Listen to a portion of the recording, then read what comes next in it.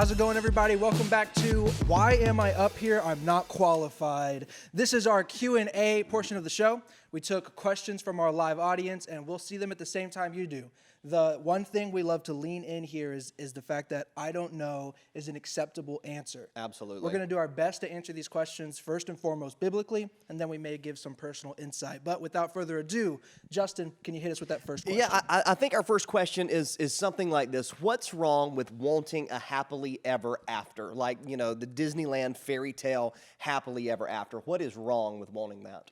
Yeah, that's a good question. I would say absolutely nothing is wanting that, desiring that. It's just that frustration. So let me define frustration. Frustration is the gap between your expectation and reality, right? And so if my expectation is what I see on Cinderella or Beauty and the Beast or whatever, if that's my expectation that is what real love looks like, and my current relationship has things like I got married and I find out that people have bad breath in the morning before they brush their teeth. Shocking. There is a gap in reality, right? And so I don't think there's ever anything wrong with hoping, dreaming, I want something beyond, I want that kind of love in my life and not settling for it. There's a difference between settling for second best and dealing with reality. And so that's all that I would say there is just don't have an unrealistic expectation.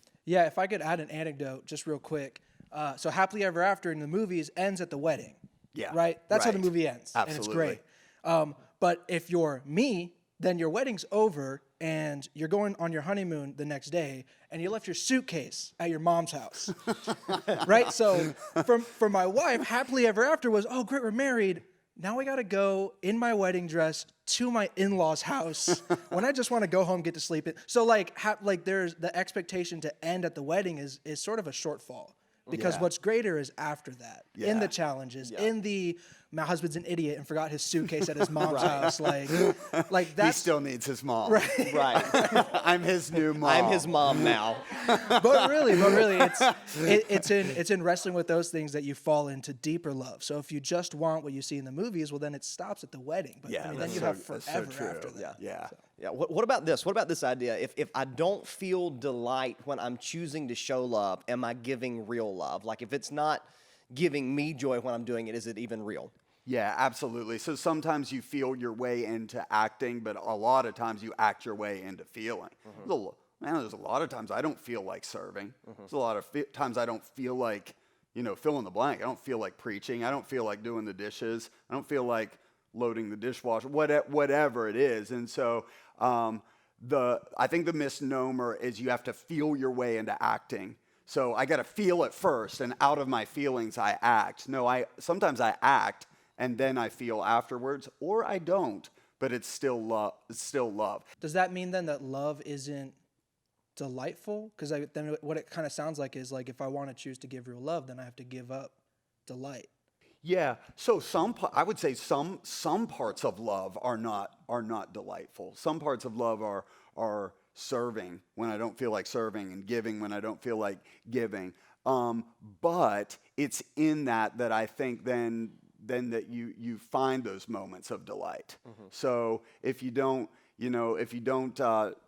in working out, if you don't do the hard stuff, you don't get the benefit of it on the other side. Yeah. How can Jesus fully fulfill the need for real love in my life? Ooh. So can I answer this super, super nuanced? So how can Jesus fully fulfill?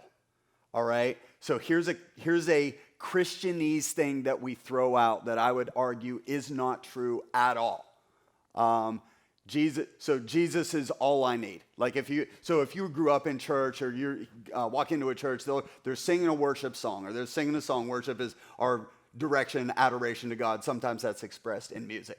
And you'll walk in and you'll hear them singing, Jesus, you're all I need, you're all I need. I would say that's false. And it's actually anti-Bible. So, for instance, Adam had God.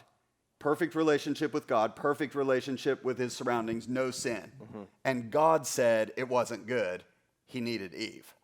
right? So although Jesus, here's what I would say.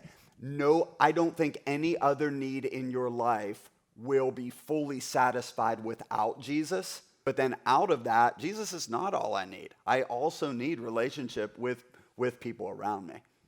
So then, like, what am I supposed to do in my daily life? Like, because I thought I was supposed to drop everything and follow Christ, right? Like, isn't that what he tells us? So if I'm just following him, then where do I have time to chase after or build relationships with other people? Yeah, so I would say so Jesus' words were part of following him is relationship with other people. So Jesus says the greatest commandment is loving God with all your heart, mind, soul, and strength, and love your neighbor as yourself, right? So if I am following Jesus with everything, then I will be in good relationship and right relationship with everyone else. Can I find real love on dating sites? Why not? Absolutely. Yeah. So I've seen Christian love, and that's in quotation marks, firsthand, and it looks no different than mine. Why should I submit to this teaching when it clearly doesn't work in the real world? And we're out of time.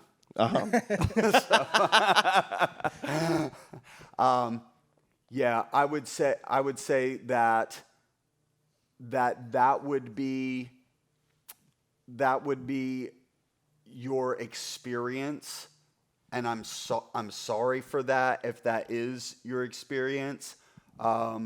I would say that's not everybody's experience, and my question would be that what is the definition of Christian love? My hunch is that things were done in the name of Christ that weren't true followings of his teachings. That would be my. And then also, if I could just add real quick, like, the Christian life isn't the pursuit of perfection. It's the understanding that we can't be perfect. So Christians shouldn't be your ideal standard for how I should act. Christ should be. That's true. The reason that is because we still fail. Yeah. Like, just because we call ourselves Christ followers, like, our love is still flawed. That's why we lean on him.